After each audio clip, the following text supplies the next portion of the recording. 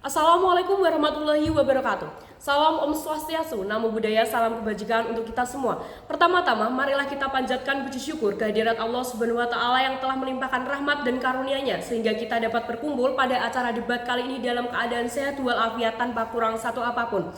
Yang saya hormati Ketua Majelis, Dewan Juri, serta hadirin yang saya banggakan. Perkenalkan, saya Karina Maulida Nugroho sebagai tim bicara oposisi yang pada kesempatan kali ini akan menyampaikan sanggahan terhadap mosi yang berbunyi Dewan ini akan mendekriminalisasi kejahatan tanpa korban.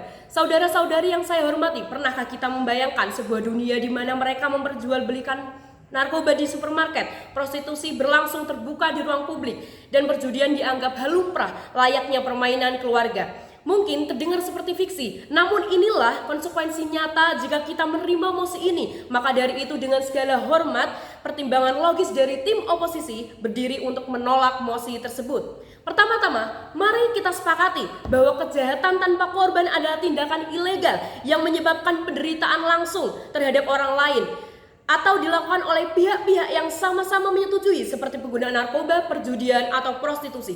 Tim pemerintah menganggap tindakan ini hanya menyangkut hak individu, oleh karena itu tidak perlu dikriminalisasi. Namun kami dari tim oposisi percaya bahwa satu, tidak ada tindakan dalam ruang sosial yang benar-benar tanpa korban. Yang kedua, tindakan-tindakan ini memiliki dampak struktural yang tidak signifikan bahkan juga tidak langsung. Yang ketiga, fungsi hukum adalah bukan hanya menghukum, tetapi mencegah dan membentuk norma sosial. Argumen 1, dampak sosial yang nyata. Mari kita bicara tentang penggunaan narkoba sebagai korban dan pendekatannya harus rehabilitatif. Kami setuju bahwa rehabilitasi penting, namun dekriminalisasi justru membuka ruang konsumsi. Jika kita melegalkan narkoba atas dasar pilihan pribadi, maka satu, konsumsi akan meningkat, yang kedua, distribusi akan semakin terbuka, dan yang ketiga, generasi muda akan menganggapnya normal. Selanjutnya, negara-negara yang melegalkan narkoba seperti Portugal memang mengalami penurunan hukuman pidana. Namun, lonjakan overdosis, penggunaan zat sintetis, dan relapse tetap menjadi masalah besar. Argumen 2, kejahatan terorganisasi dan efek domino. Mari kita ambil contoh prostitusi.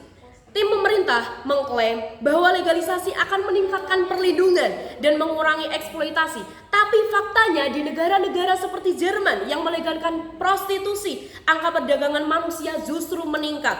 Satu, banyak perempuan dipaksa masuk industri ini di bawah tekanan ekonomi. Yang kedua, normalisasi prostitusi menurunkan harga diri perempuan dan memperkuat budaya patriarki. Apakah ini tidak termasuk korban? Yang argumen 3, merusak norma hukum dan moralitas publik. Tim pemerintah menganggap bahwa semua orang berhak atas kebebasan pribadi, tapi kebebasan tidak bisa berdiri tanpa batas. Namun dalam hidup bermasyarakat kita harus tetap terikat dengan aturan, norma, dan nilai ikatan kebersamaan. Fungsi hukum bukan hanya untuk menghukum, tapi juga untuk menjaga nilai-nilai moral dan mencegah kerusakan sosial.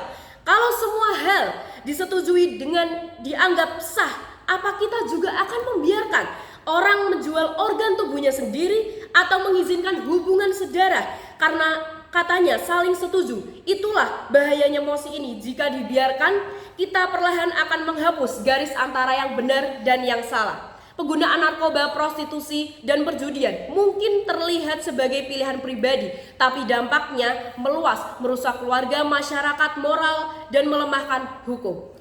Dewan juri yang saya hormati, ketika hukum tidak lagi membedakan mana yang patut dan tidak, maka masyarakat akan kehilangan arah dan negara kehilangan wibawa. Kejahatan tanpa korban adalah istilah yang menyesatkan karena dampaknya tetap nyata bagi keluarga, masyarakat, dan moral bangsa. Oleh karena itu saya dari tim oposisi menyatakan saya menolak mosi ini karena saya menolak menciptakan masyarakat yang abai terhadap luka-luka yang tidak terlihat. Sekian, saya Karina Maulida Nugroho menutup pidato kali ini. Wabillahi taufik wal hidayah. Wassalamualaikum warahmatullahi wabarakatuh.